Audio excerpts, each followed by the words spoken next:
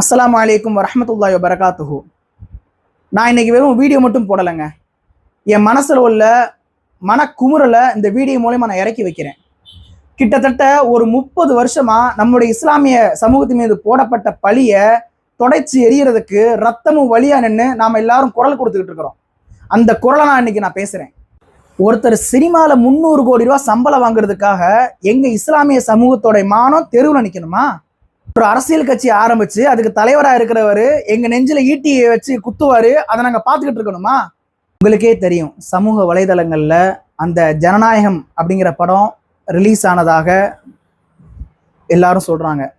அதில் உள்ள ஒரு வீடியோ கிளிப்ஸையும் சமூக வலைதளங்கள்ல பார்க்க முடியுது. அந்த சமூக வலைதளங்கள்ல 2-3 வீடியோ கிளிப்ஸை பார்த்தோம் அப்படின்னா அதுல தெளிவா ஒரு வெளிநாட்டில் பாகிஸ்தான்ல இருந்து குண்டெல்லாம் எடுத்து வந்து ஒரு தமிழனா தொப்பி போட்டு தாடி வச்சிருக்கிறான். எங்க வீட்டு பக்கத்து வீட்டுக்காரர் எல்லாம் ஏன் இஸ்லாமியர் எல்லாருமே அதான் சுண்ணத்தான கோலமே தொப்பி தாடி தான். அந்த மாதிரி ஒருத்தனை அவரை காட்டி இவன் வந்து குண்டு வைக்கணும், அதுவும் எங்க ரொம்ப சென்சிட்டிவான ஏரியாவில் இப்போ கலவர பூமியா மாத்த துடிச்சிட்டு இருக்கிற அந்த மதவாத சக்திகளுக்கு அல்வா கொடுக்குற மாதிரி இவங்க அதே அந்த மதுரை மீனாட்சி அம்மன் கோயில் பக்கத்தில் உள்ள தெருவுலையே இவங்க போய் குண்டு வைக்கிற மாதிரியும் அதை வந்து முஸ்லீம்கள் தான் வைக்கிற மாதிரியும் காட்சிகள்லாம் பார்க்க முடியுது. திருந்தவே மாட்டீங்களா? எதுக்கு இந்த கேவலமான பொழப்பு உங்களுக்குலாம்? விஜய் சார், நீங்க நல்லா நடிக்கிறீங்க, எவ்வளோ அழகா இந்த மாதிரி ஒரு கேவலமான படத்துல நடிச்சுட்டு அப்படியே அந்த நோன்பு டயத்துல அப்படியே பள்ளியாசல்ல வந்து அல்லாட்ட வந்து அப்படியே கேட்கற மாதிரி கஞ்சி குடிச்சிட்டு போனீங்க பாத்தீங்களா? இதுல இருந்தே தெரியுது நீ எவ்வளவு பெரிய கேவலமான ஆளுன்னு. நீங்க ஏற்கனவே துப்பாக்கி படத்துல ஆரம்பிச்சு அடுத்து வந்த வரிசையா வந்த பீஸ்ட் படத்துல வரைக்கும் நீங்க குத்தன ஈட்டியினுடைய காயம் இன்னும் ஆறல. அதுக்குள்ள நீங்க கடைசி படம் சொல்லி மீண்டும் இஸ்லாமிய சமூகத்தின் மீது நெஞ்சில ஏறி எட்டி மிதிச்சிருக்கீங்க. இதுதான் உங்க கட்சியோட கொள்கையா? பிறப்புக்கும் எல்லா உயிருக்கும் அப்படின்னு மேடைக்கு மேடை சொன்னீங்களே, இதுதான் உங்களுடைய கட்சியுடைய கொள்கையா? முஸ்லீம் சமூகத்தின் மீது வந்து அவங்களை தீவிரவாதியா காட்டி அவங்களுடைய வளர்ச்சி அவங்க எதுவுமே நல்லா இருக்கக்கூடாது அப்படின்னு நினைக்கிறதானா உங்க கொள்கை? சொல்லுங்க. உங்களை பார்த்து நான் டைரக்டா கேள்வி கேட்கிறேன். சொல்லுங்க விஜய் சார். போன மாசம் கூட ஒரு சம்பவம், காலேஜில் படிக்கிற பையனை பார்த்து அந்த ஸ்கூல் அந்த காலேஜ் வாத்தியான் கேட்குறான், நீ என்ன கசாப்பா அப்படின்னு கேட்குறான். உங்களால தான்டா போர் நடந்துகிட்டு இருக்கு, தீவிரவாதிகளா அப்படின்னு ஒரு படிக்கிற பையலை பார்த்து கேட்குறான். இன்னும் நாங்கள் வெளியே போனோம் அப்படின்னா நீங்க என்ன ஸ்லீப்பர் செல்லா இல்லை அல்கொய்தாவா அப்படிங்கிற ஒரு தரங்கட்ட வார்த்தையினால எங்களை இன்னும் விமர்சிக்கிட்டே தான் இருக்கிறாங்க.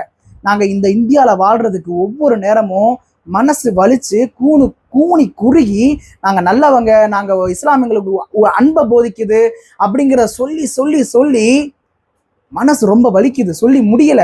எங்களுடைய ஸ்கூல் பிள்ளைகளும் எங்களுடைய பள்ளி காலேஜ் படிக்கிற பிள்ளைகளும் இன்னைக்கு ஸ்கூலுக்கும் காலேஜுக்கும் நிம்மதியாக போயிட்டு வர முடியறது இல்லை. எல்லாரையுமே நான் சொல்லலை, ஆனால் இந்த மாதிரி மதவாத அந்த மூளை இருக்கு பார்த்தீங்களா, அந்த மாட்டு மூளை, அவங்கள பற்றி நான் இங்கே பேசிக்கிட்டு இருக்கிறேன். இந்த பேச்சு இதெல்லாம் எப்படி வருது தெரியுமா? நீ காட்டுற அந்த படம் தான். நீ ஒழுங்கா உண்மையை எடுத்து காட்டின அப்படின்னா யாரும் அப்படி பேச மாட்டாங்க. நீ காட்டுற அந்த படம் தான் இப்படி பேச வைக்குது. இனி ஒரு தடவை இந்த மாதிரி படங்களோ இந்த மாதிரி இதோ வந்துச்சு அப்படின்னா எங்களுடைய இஸ்லாமிய சமூகம் பார்த்துக்கிட்டு சும்மா இருக்காது. அந்த படம் இனி எங்கேயுமே ரிலீஸ் ஆகாது. இது இந்த வீடியோ மூலியமா நான் உங்களுக்கெல்லாம் தெரிவிச்சுக்கிறேன்.